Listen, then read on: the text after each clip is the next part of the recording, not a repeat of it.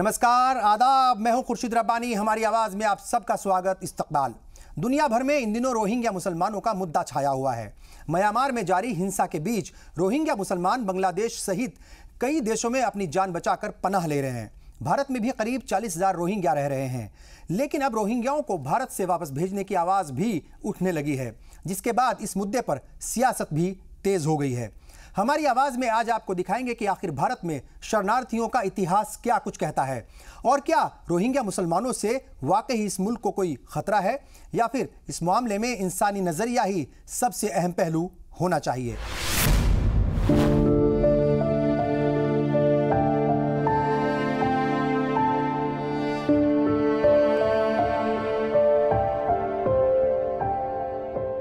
गंदगी, बदबू, खाने के करीब भिनभिनाती मक्खियाँ, कपड़ों के नाम पर आधा ढका बच्चों का बदन और चेहरे पर गुर्बत, बेबसी और मायूसी के सितम से बनी झुर्रियाँ।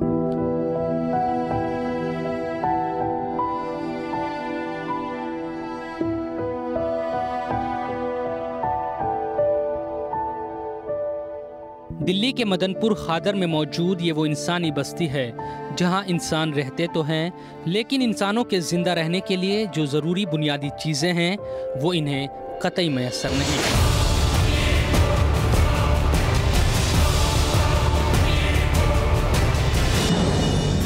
उजाड़ रास्तों से होते हुए जब इस बस्ती में कदम पड़ते हैं तो हर चेहरा सवाल करता है, हर आँख में खौफ नज़र आता है।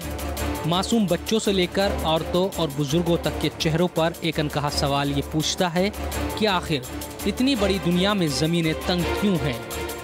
ये रोहिंग्या मुसलमान हैं, वो रोहिंग्या जिनकी इस दुनिया में ना अपनी ज़मीन है ना अपना आसमान।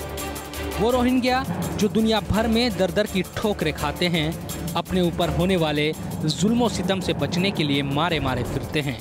तमाम मशक्क़तों के बाद अगर जिंदा बच जाए तो सांस लेने का सहारा कुछ ऐसा ही होता है। पूरी दुनिया की नज़र इस वक्त म्यांमार में जारी हिंसा के ऊपर है।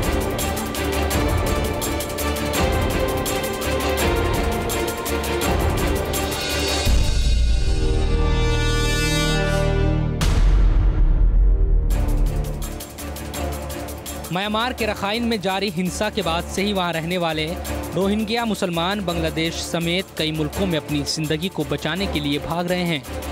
म्यांमार में रोहिंग्या के खिलाफ होने वाली हिंसा का खेल पिछले कई बरसों से चल रहा है और भारत में भी करीब 40,000 रोहिंग्या अलग अलग सूबों और शहरों में रह रहे हैं। करीब 12 से 15,000 रोहिंग्या मुसलमानों के पास संयुक्त राष्ट्र शरणार्थी उच्चायोग के दफ्तर से मिलने वाले शरणार्थी कार्ड मौजूद है, तो बाकी के पास ये कार्ड नहीं है, इसलिए सरकार इनको अवैध करार दे रही है।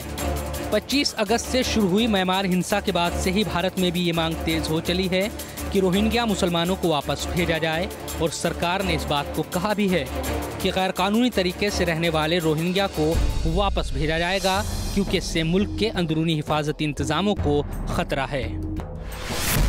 अब देखिए, जो भी एफिडेविट फाइल करनी है, हम लोग 18 तारीख को एफिडेविट फाइल करें।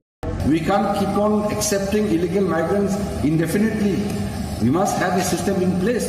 So what I have answered in the parliament is based on the positions of law which we have. So I would like to tell those organizations who are criticizing the government, people of India, please don't accuse India of intolerance. Don't accuse India of violation of the human rights. We value human rights.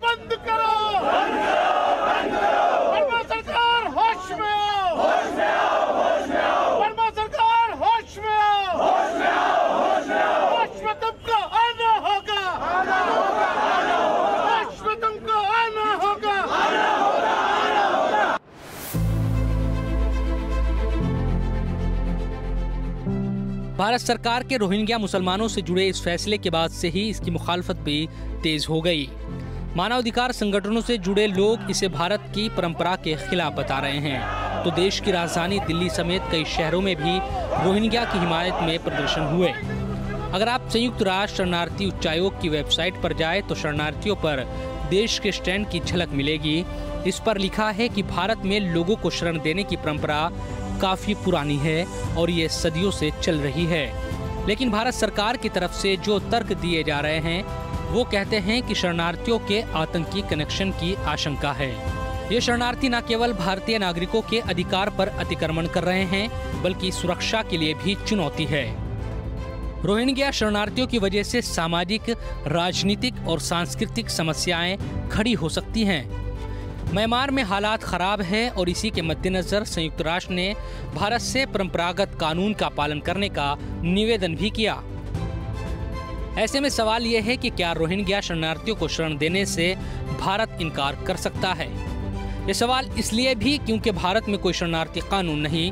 दरअसल भारत ने शरणार्थियों को लेकर संयुक्त राष्ट्र शरणार्थी संधि 1951 पर दस्तखत नहीं किए। इसके अलावा भारत 1967 में लाए गए इसके प्रोटोकॉल का भी हिस्सा नहीं। हालांकि भारत अनौपचारिक और अलग अलग मामलों के हिसाब से शरणार्थियों के आवेदन पर फैसला लेता रहा। भारत की तरफ से शरण की अनुमति मिलने के बाद मुहाजिरों को लॉन्ग टर्म वीज़ा यानी LTV दिया जाता है। इसे हर साल रिन्यू किया जाता है। इसकी मदद से शरणार्थी रोजगार, बैंकिंग और शिक्षा जैसी सुविधाएं हासिल करते हैं। लेकिन कई जानकार कहते हैं कि शरणार्थियों को वापस नहीं भेजने का संयुक्त राष्ट्र का सिद्धांत सभी देशों पर लागू होता है, चाहे उन देशों ने संयुक्त राष्ट्र की शरणार्थी संधि पर दस्तखत किए हो या नहीं। ये परंपरागत कानून कहता है कि शरणार्थियों को उन जगहों पर जबरदस्ती नहीं भेजा जा सकता जहां उनकी जान को खतरा है। मुस्लिम तंजीमें इस मामले में लगातार सरकार को निशाना बना रही है और वो इस मामले में सरकार को इंसानियत की नज़र से देखने की अपील भी कर रही है। मेरा अपना मानना ये है कि पाकिस्तान से जो रिफ्यूजी आते हैं परसिक्यूशन के बाद, उनको हमें रखना चाहिए। जो बांग्लादेश से आते हैं उनको हमें रखना चाहिए। जो श्रीलंका से आते हैं उनको हमें रखना चाहिए, और सरकार रख रही है। लेकिन म्यांमारी क्यों, इसके जो आए पनागज़ीन हैं उनको मज़हब का लेबल क्यों दिया जा रहा है? इतनी संगीन जेनोसाइड जो दूसरे विश्व युद्ध के बाद इतना बड़ा जेनोसाइड कहीं नहीं हुआ जो वहाँ पे शुरू हुआ है। और पलायन लोगों ने 2 रातों में 2 लाख लोगों ने पलायन किया, कहीं देखा है आपने? जब तस्लीमा नसरीन रह सकती है तो क्या रोहिंग्या नहीं रह सकता यहाँ पर? जब तस्लीमा आपकी बहन बन गई तो क्या रोहिंग्या आपका भाई नहीं बन सकता? मिस्टर मोदी, क्या ये इंसानियत है? जो सब चीज अपना लुट गए, जिनको मार दिया गया, आज आपकी हुकूमत उनको भेज देना चाहती है? नहीं मिस्टर मोदी, ये गलत है। हिंदुस्तान के वजीर आजम मिस्टर मोदी, आप सिक्योरिटी काउंसिल में हिंदुस्तान की परमानेंट मेंबरशिप चाहती हैं, तो क्या ये आपका मिजाज होगा एक सुपर पावर का कि जो रेफ्यूजी यहां पर अक़वाम मुत्तहिदा के ह्यूमन राइट्स कमीशन की रसीद उनके पास है, क्या आप उनको उठाकर फेंक देंगे? हमारे देश का इतिहास कहता है कि दुनिया में कहीं भी लोगों को अगर सताया गया तो हिंदुस्तान ने हमेशा उनका स्वागत किया है और इंसानी हकों की हिफाजत की है। लेकिन रोहिंग्या मुसलमानों के मुद्दे पर मामला ज़रा अलग नज़र आ रहा है। अगर इन लोगों की हिमायत में कुछ लोग आवाज़ को बुलंद कर रहे हैं तो बड़ी तादाद में ऐसे भी लोग हैं जो रोहिंग्या मुसलमानों की मुखालफत कर रहे हैं। हमारी आवाज़ में वक्त हो गया है एक ब्रेक का, और ब्रेक के बाद जब हाजिर होंगे तो आपको बताएंगे कि किस तरीके से पूरी ही दुनिया में रोहिंग्या मुसलमानों की हिमायत में आवाज़ उठने लगी है।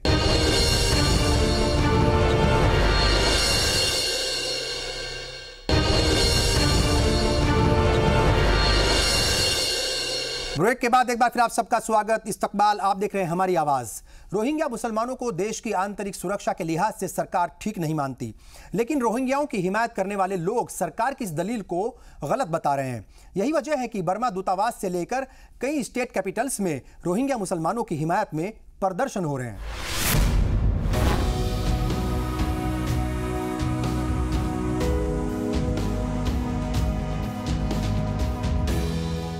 रोहिंग्या शरणार्थियों को सरकार भारत में नहीं देखना चाहती। जब से सरकार ने कहा है कि रोहिंग्या मुसलमानों को वापस भेजा जाएगा, भारत में रहने वाले रोहिंग्या मुसलमानों की फिक्र भी बढ़ गई है। मुश्किल इस बात की है कि वो अगर भारत से निकाल दिए जाते हैं तो फिर कहाँ जाए, क्योंकि सदियों से जहाँ उनके बाप दादा रहते आए थे वो देश उन्हें अपना नागरिक ही नहीं मानता। यहाँ पे हम इतना खाने के लिए इतना मजबूर है, हमारा घर बार सब जला दिया। हम यहाँ पे इतना मजबूर है, हम अपना यहाँ से उठ के वहाँ पे जा नहीं पा रहा, भूख के मारे। हम उनसे क्या उनके सामने तो हम ऐसे मर रहा है, उनको मारने का ज़रूरत नहीं है, हम ऐसे मर जा रहा है अभी। हमारे कोई रिकॉर्ड ऐसे बैकग्राउंड ख़राब नहीं है, क्रिमिनल कोई रिकॉर्ड नहीं है। 5-6 साल से हम यहीं पे रह रहे हैं, खुश है और कोई सरकारी मदद नहीं आता है, लेकिन फिर भी हम लोग अपने खमा खा रहे हैं।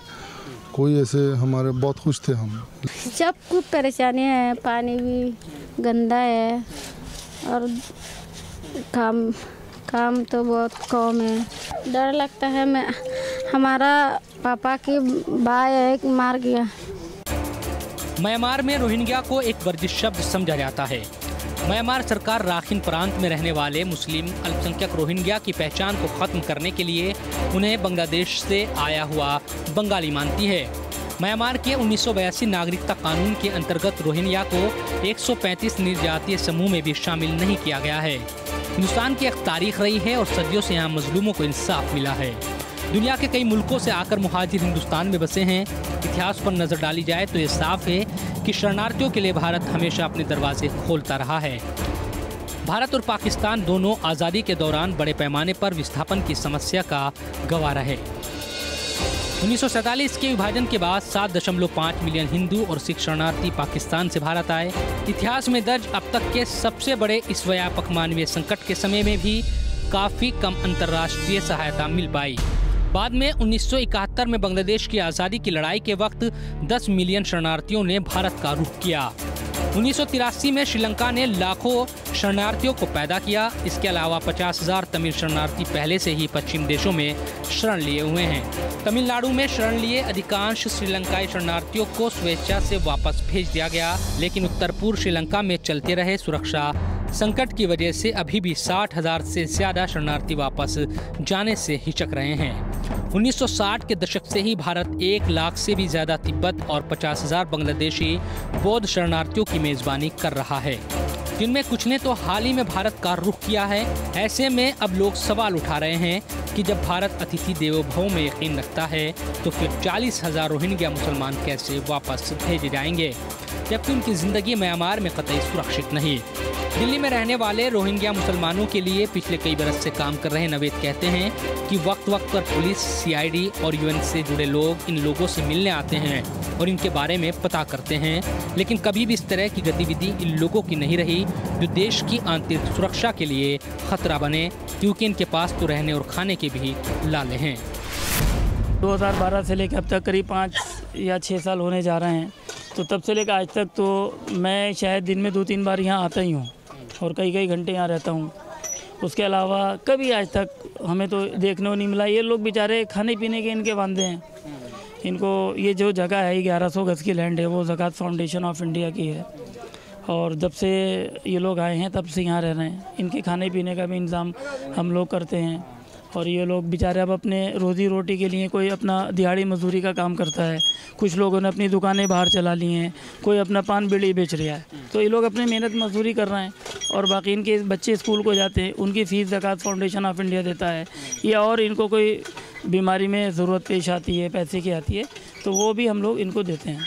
मुश्किल इस बात की है कि सरकार रोहिंग्या मुसलमानों को देश की आंतरिक सुरक्षा के लिए खतरा मानती है, लेकिन रोहिंग्या मुसलमानों की हिमायत करने वाले लोग ये दलील देते हैं कि जिन लोगों को अपनी ज़िंदगी को बचाने के लिए ही जद्दोजहद करनी पड़ रही हो, आखिर वो किसी देश की सुरक्षा के लिए ख़तरा कैसे हो सकते हैं। इस सब के बीच पूरी दुनिया की निगाह भी इस वक्त हिंदुस्तान पर लगी हुई है। हमारी आवाज में वक्त हो गया है एक और ब्रेक का। ब्रेक के बाद जब हाजिर होंगे तो आपको बताएंगे कि राष्ट्रीय स्वयंसेवक संघ यानी आरएसएस रोहिंग्या मुसलमानों पर अपनी क्या राय रखता है और रोहिंग्या मुसलमानों को लेकर उसके पास क्या फॉर्मूला है। एक ब्रेक लेंगे, हम बहुत जल्द हाजिर होंगे।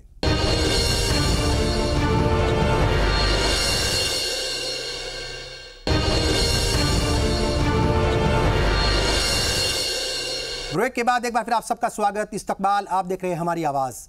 रोहिंग्या मामले में सरकार की तरफ से तो राय आ गई, लेकिन अब आरएसएस की जानिब से भी इस मामले में खुलकर बात रखी जा रही है। आरएसएस ने इस समस्या से निपटने का एक फॉर्मूला भी सुझाया है। क्या है यह फॉर्मूला, आइए देखते हैं। रोहिंग्या मुसलमानों की हिमायत में देश भर में प्रदर्शन भी हुए। इंसानियत की दुहाई देकर कई सामाजिक संगठनों से जुड़े लोग लगातार रोहिंग्या मामले में शरणार्थियों को हिंदुस्तान से बाहर न भेजने की मांग कर रहे हैं। बांग्लादेश समेत कई देशों ने अपने दरवाजे रोहिंग्या के लिए खोले भी हैं और वहां लोग बड़ी तादाद में जाकर रह रहे हैं। हालांकि हालात अभी भी बेहतर नजर नहीं आते। बर्मा में इस वक्त जो कुछ हो रहा है वो बहुत गैर इंसानी है। इंसानी तारीख़ में, इंसान की इंसानी हिस्ट्री में एक बहुत ख़तरनाक किस्म का जुल्म और खौफनाक किस्म का जुल्म हो रहा है। और भारत की सरकार को चाहिए कि पहले तो बर्मा की सरकार से बात करे और इस जुल्म ज़्यादती को रोके, ताकि वहाँ से लोग भागकर दूसरे मुल्कों में ना आए और वहाँ हालात रहने के लायक हों और उनको उनके जायज़ हुकूक मिलें। दूसरी बात, जो लोग दूसरे मुल्कों में चले गए हैं या भारत में आ गए हैं, भारत की सरकार को चाहिए कि भारत की सरकार उनको कानून और इंटरनेशनल ज़ाब्ते के मुताबिक उनको जो यूनाइटेड नेशंस का जो कार्ड है वो कार्ड उनको इशू हो और उनको यहाँ रहने का इंतज़ाम किया जाए। और जब तक वहाँ हालात ठीक नहीं हो जाते तब तक यहाँ पर उनका इंतज़ाम भी किया जाए और उनके रहने का बंदोबस्त किया जाए। और उनको वापस निकालने की बात इस वक्त एक तरह से बर्मा के जुल्म और ज़्यादती में मदद करना होगा अगर वो ऐसा करते हैं। भारत में रह रहे शरणार्थियों को कई हक भी हासिल है। 2016 में ही मोदी सरकार ने अफगानिस्तान, पाकिस्तान और बांग्लादेश के हिंदू, सिख, बौद्ध, जैन, पारसी और ईसाई शरणार्थियों को कई सुविधाएं दी। इनमें संपत्ति खरीदने, ड्राइविंग लाइसेंस हासिल करने, आधार और पैन कार्ड बनवाने जैसी सुविधाएं भी शामिल है। हालांकि कई जगहों पर पाकिस्तान से आए हिंदू शरणार्थियों के भी हालात ख़राब नज़र आते हैं, चाहे वो दिल्ली हो या फिर राजस्थान। लेकिन आरएसएस इस बात को नहीं मानता कि रोहिंग्या मुसलमानों को हिंदुस्तान में रखा जाए। आरएसएस के नेता इंद्रेश कुमार का कहना है कि रोहिंग्या मुसलमानों के मामले में सिर्फ हिंदुस्तान ही क्यों दया दिखाए, ये सारी दुनिया की जिम्मेदारी है कि वो इनको बसाए।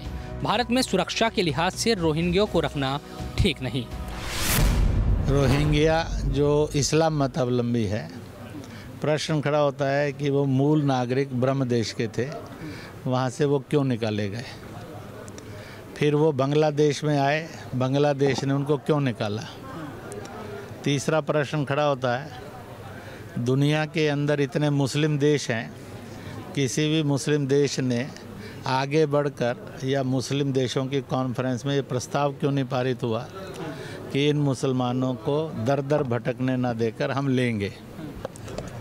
जब भारत में आ गए और भारत में उन्होंने हिंसा करनी शुरू की शांति की बजाय, तो भारत की जनता भी चौंकी। जो लोग ये कहते हैं उनके प्रति मानवता के दृष्टिकोण से सोचना चाहिए, वो मानवता के दृष्टिकोण से नहीं सोच रहे हैं, बल्कि वो कट्टरपंथता, सांप्रदायिकता और हिंदुस्तान की आज़ादी और इसकी शांति को बिगाड़ने की दृष्टि से प्रदर्शन कर रहे हैं। एक तरफ जुल्म की इंतहा, दूसरी तरफ सरहदों का फंदा। ऐसे में ये लोग जाए तो कहाँ जाए? जब जमीन पर रहने की जमीन ना मिले तो फिर क्या मतलब ऐसी जिंदगी का? क्या मायने ऐसी दुनिया के जहाँ इंसान इंसानियत को भूल जाए? ऐसी रोशन दुनिया में कौन रहना चाहेगा जहाँ सिर्फ अंधेरा ही अंधेरा नजर आता हो? जब जिम्मेदार जिम्मेदारी से भागने लगते हैं तो निजाम मर जाता है। लेकिन छूटती हुई उम्मीद कहती है कि दुनिया में कोई तो समझेगा मरते हुए रोहिंग्या का दर्द। हालांकि ये भी जरूरी है कि सरकार की ये भी जिम्मेदारी है कि मुल्क के अंदरूनी हालात किसी भी तरह से खराब ना हो और रोहिंग्या मुसलमानों से इससे कोई खतरा ना हो, ये भी वो तय करे। लेकिन जो खुद सिर छुपाने को छत चाहता हो, जो जिंदगी की भीख मांगता हो, जो खुद डर के खौफ में सांस लेता हो, फिर उस पर डर का शक कैसा? क्या रोहिंग्या मुसलमानों को वापस भेज दिया जाएगा? अगर भेजा जाता है तो ये लोग कहाँ जाएंगे? क्योंकि म्यांमार में तो अभी भी हिंसा का दौर लगातार जारी है। ये तमाम ऐसे सवाल हैं जिनका आने वाले वक्त में ही जवाब मिल पाएगा। लेकिन ये बात सच है कि भले ही सरकार इन लोगों को वापस भेजने की बात कर रही हो, लेकिन ये सब कुछ बहुत ज़्यादा आसान नहीं। दिक्कत बहुत बड़ी है क्योंकि इस पूरे मामले में इंसानी जान जाने का खतरा बढ़ता ही जा रहा है। सवाल यह भी है कि जो लोग अपनी जान बचाकर इधर उधर भटक रहे हैं, क्या वे दूसरे लोगों के लिए बड़ा खतरा बन सकते हैं? लेकिन सवाल तो यह भी है कि देश की हिफाजत सबसे ऊपर होनी चाहिए और इसमें किसी तरह का कोई समझौता नहीं हो सकता। जाहिर है ऐसे में सोचना तो पड़ेगा, क्योंकि दुनिया की नज़रों में हिंदुस्तान का जो वक़ार बना हुआ है वो मजलूमों की मदद को लेकर है, और अगर वो बदला तो यकीनन मुश्किल तो होगी। जाहिर है हमें इस बारे में ज़रूर सोचना पड़ेगा और हुकूमत को भी इस बारे में सोचना पड़ेगा कि क्या रोहिंग्याओं को उनके मुल्क वापस भेजा जाए। बहरहाल हमारी आवाज़ में वक्त हो गया है आपसे विदा लेने का। हम अगले हफ्ते फिर हाजिर होंगे कुछ नए इश्यूज़ के साथ, कुछ और नए मुद्दे लेकर। तब तक के लिए मुझे और मेरी पूरी टीम को दीजिए इजाज़त। आदाब।